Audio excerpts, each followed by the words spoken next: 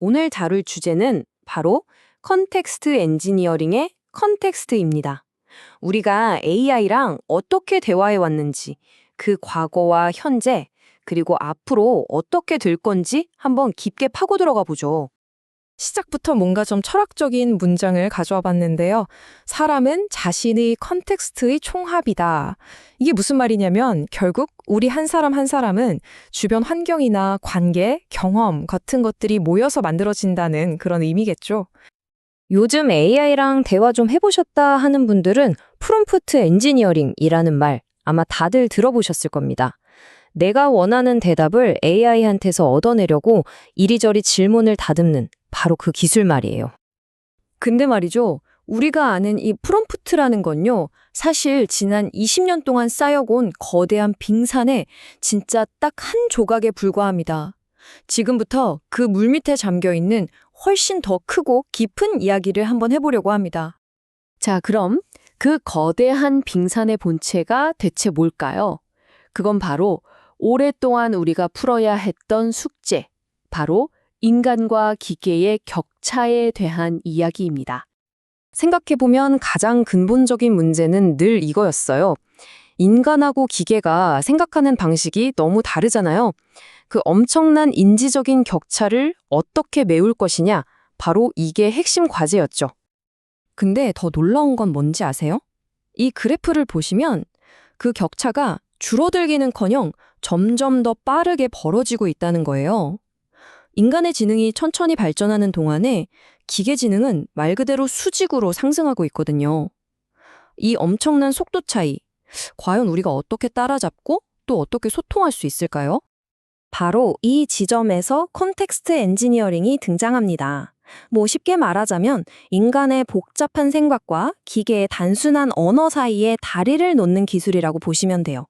여기서 핵심은 엔트로피, 그러니까 모호함을 줄이는 겁니다.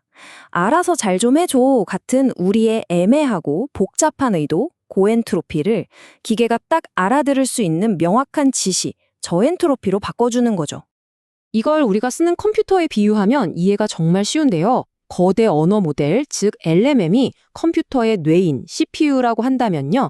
컨텍스트 창은 작업대인 램 같은 거예요. 엄청 빠르고 강력하긴 한데 책상 위에 모든 걸 한 번에 다 올려놓을 수 없는 것처럼 용량이 딱 정해져 있는 단기 기억 공간인 셈이죠. 자, 그렇다면 인간과 기계 사이의 이 간극을 메우려는 노력, 지금까지 어떻게 발전해 왔을까요? 그 역사를 크게 4개의 시대로 나눠서 한번 따라가 보겠습니다. 이게 꽤 흥미로운 여정이거든요. 컨텍스트 엔지니어링의 역사는 크게 4시대로 나뉩니다. 1990년대부터 2020년까지가 1.0 시대, 그리고 2020년부터 바로 지금까지가 2.0 시대, 그리고 앞으로 다가올 3.0, 그리고 좀 더 먼 미래인 4.0 시대가 있죠. 이 표를 보시면 시대별 변화가 한눈에 들어옵니다. 왼쪽부터 시대, 기계의 지능 수준, 그리고 제일 중요한 인간의 역할을 한번 보세요. 기계가 똑똑해질수록 우리 인간과 기계의 관계가 어떻게 변하는지가 정말 흥미로운 포인트예요.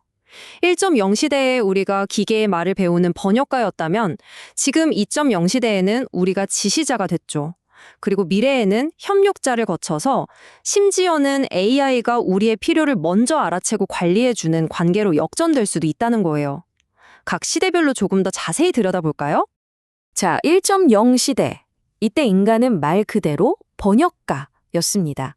옛날 컴퓨터가 알아들을 수 있대 우리 생각을 메뉴 클릭이라든지 정해진 명령어 같은 걸로 일일이 바꿔줘야 했잖아요. 바로 그 시절입니다. 그리고 바로 지금 우리가 살고 있는 2.0 시대입니다. 이제 우리는 지시자가 됐어요. 챗 GPT한테 그냥 우리말로 얘기하듯이 자연스럽게 지시를 내리면 AI가 웬만한 애매함은 알아서 처리해주는 그런 시대에 살고 있는 거죠. 곧 다가올 3.0 시대에는 우리는 AI의 협력자가 될 겁니다. AI가 거의 인간 수준의 지능을 갖추게 되는 거죠. 제 표정이나 말투만 보고도 오늘 좀 피곤해 보이시네요? 라고 말해주는 미묘한 감정까지 이해하는 진짜 동료가 되는 거예요. 마지막 4.0 시대는 정말 상상력을 자극하는데요. 이때가 되면 인간과 기계의 관계가 완전히 뒤집힐 수도 있습니다. 초인적인 AI가 마치 신처럼 우리를 내려다보면서 우리 스스로도 아직 깨닫지 못한 필요를 먼저 파악하고 우리를 위한 최적의 컨텍스트를 알아서 만들어주는 거죠. 자, 이렇게 아주 먼 미래까지 상상을 해봤는데요. 그럼 이제 다시 현실로 돌아와서 지금 우리가 살고 있는 이 2.0 시대의 컨텍스트 엔지니어링이 구체적으로 어떻게 돌아가고 있는지 그 속을 한번 들여다보겠습니다. 네, 바로 여기가 우리의 현재 위치입니다. 2.0 시대의 한가운데 그리고 3.0 시대로 넘어가는 문턱에 서 있는 거죠. 이건 그냥 이론적인 구분이 아니에요.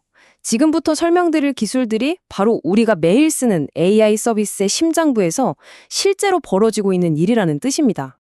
요즘 컨텍스트 엔지니어링은 딱 이 3단계를 따릅니다. 먼저 우리에 대한 정보를 싹 수집하고 그걸 쓸모 있게 관리해서 정리한 다음에 마지막으로 AI가 실제 작업에 사용하는 거죠.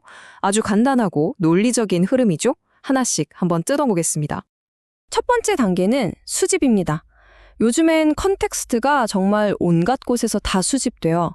여러분 손에 있는 스마트폰, 차고 있는 웨어러블 기기, 집에 있는 IoT 장치, 여러분의 검색 기록, 심지어 뇌의 컴퓨터 인터페이스 같은 최신 기술까지 동원되고 있죠.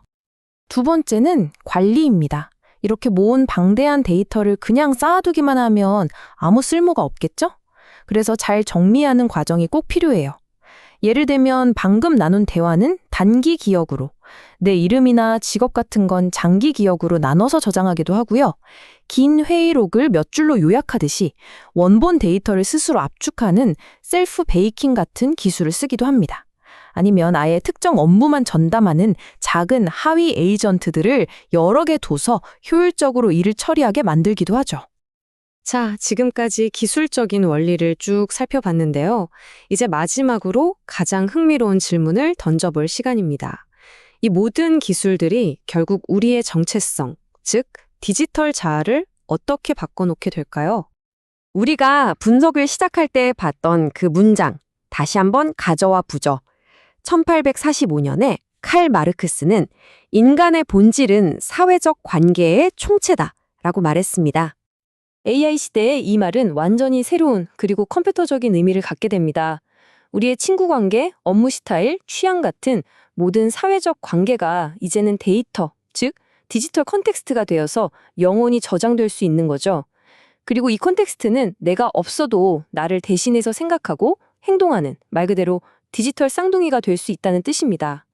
나의 컨텍스트가 곧 또 다른 내가 되는 세상에 오는 거예요. 그럼 마지막으로 이 질문을 여러분께 던져봅니다. 만약 우리의 컨텍스트가 우리 없이도 계속 살아남아서 세상과 상호작용할 수 있다면 과연 그것은 우리 자신을 무엇으로 만드는 걸까요?